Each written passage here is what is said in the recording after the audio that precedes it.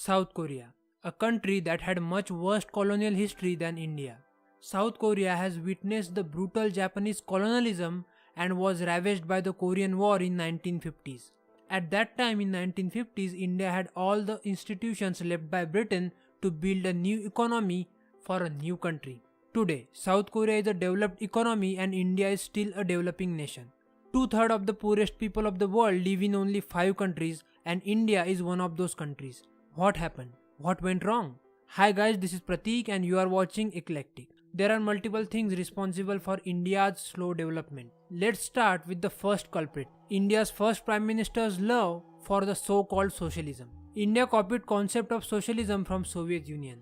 In USSR, when Lenin introduced new economic policy in 1921, he said a state should hold everything in the economy. Means the government should have the absolute control over the market and economy. The market had no role to play in it. Everything was nationalized. Jawaharlal Nehru tried to build India's bureaucratic and economic model based on the model of Soviet Union.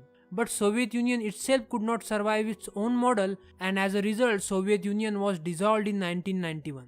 Socialism believes in making companies and businesses nationalized. Nationalization means when a government takes control of a company or industry. However, this so-called model of socialism always fails. Socialism promotes the idea of having control on all businesses and taking money from rich through heavy taxation and giving it to poor people. Prominent Indian business persons never liked Nehru's economic policies. Many said that Jawaharlal Nehru hated businessmen because of his pro-socialist ideology. Once there was a Tata Airlines in India founded by J.R.D. Tata and it was making a good profit. Jawaharlal Nehru approached J.R.D. Tata and said, "J.R.D., profit is a dirty word." Nehru nationalized Tata Airlines and made it Air India. And today we all know how Air India has failed. That is why government should never take control of companies.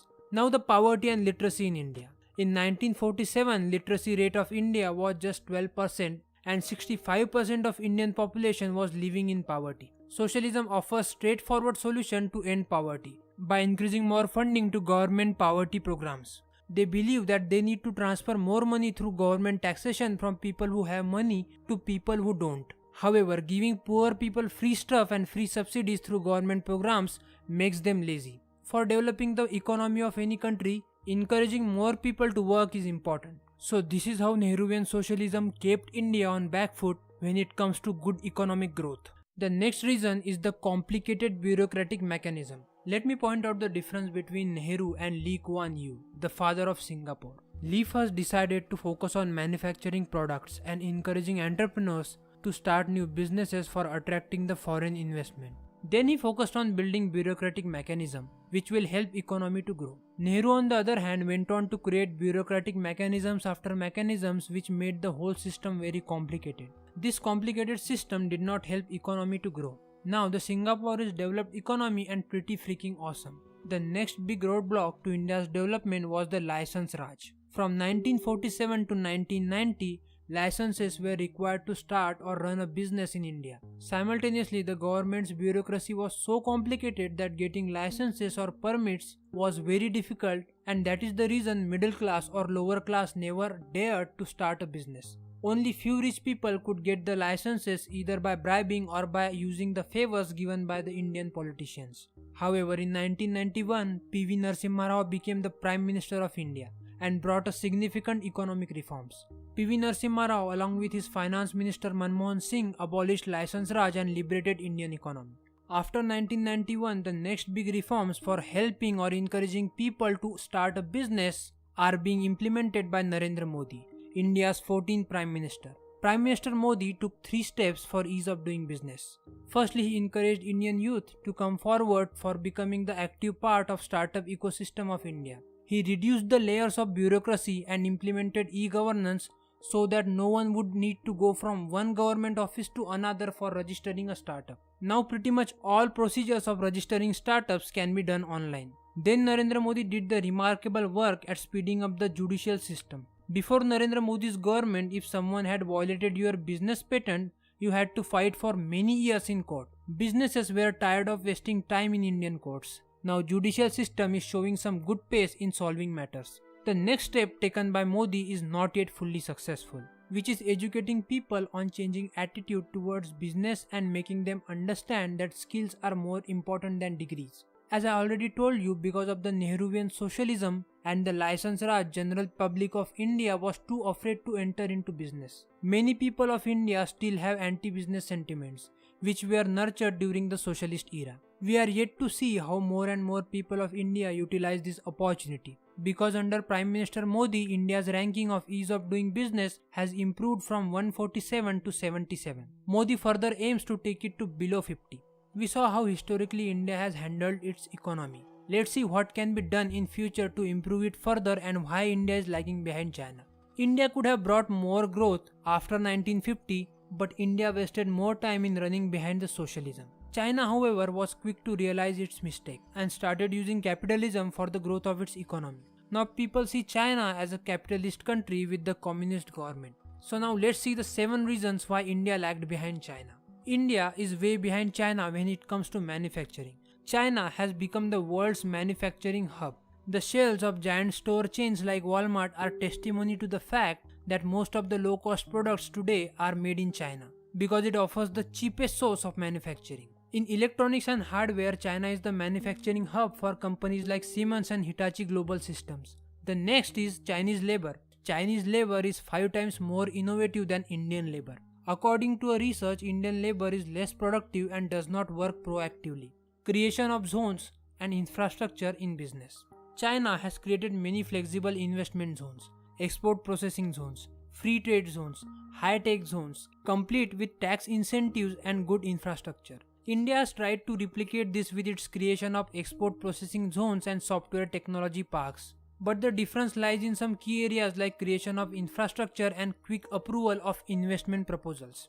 Dependence on agriculture. China has successfully reduced the percentage of its workforce dependent on agriculture by providing people education and jobs. In India, 50% workforce is dependent on agriculture, but still agriculture's share in GDP is declining. Most of the people are working in agriculture sector, yet agriculture sector's contribution is very less in India's GDP. The next thing is Indians need to take Make in India very seriously.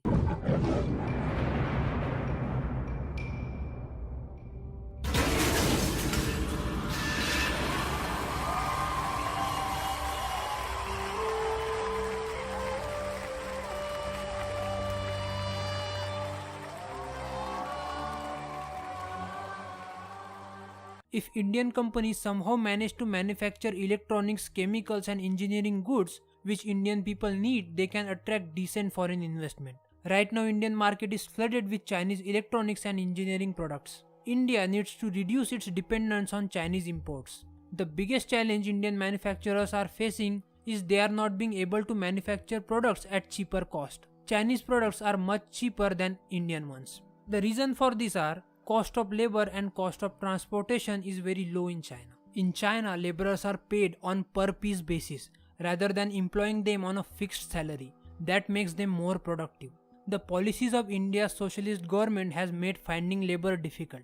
In India, this is only the second time right-wing government is going to complete its full term. Before this, all governments were pro-socialist. Under the name of socialism, when government provides free stuff to poor people, they don't go to work, and if they don't go to work, getting labor becomes difficult. In many states like Tamil Nadu and West Bengal of India, state government's policies of giving freebies, handouts and subsidies must stop. Many politicians even announce free laptops, free mobiles, free TVs during elections. This all must stop. We should make poverty more escapable rather than making it less miserable. The next reason is the diversity, casteism, regional and vote bank politics. Indians may have said that we are proud of our diversity, but in reality this diversity is not working well for India. Indian people are divided in castes, and there are too many differences between people in terms of language, culture and so on. Voters from specific castes show tendency to vote for a particular party rather than voting for development. Many Indian politicians use the fear of Indian voters, who think if they vote for other political party, their caste or community will face problem, or their caste-based reservation will be gone. This makes them anti-development. Even if a political party does not work towards development, it enjoys the support of the voters from particular caste. just because those voters are too afraid of giving their vote to other parties. This politics of fear and caste is also a roadblock in India's way to become a developed nation. But fortunately, today India's youth is more actively monitoring the development and politics. I wish this sense of voting for development prevails. Be sure to like and subscribe if you like my content, and check out all the awesome books I have listed below.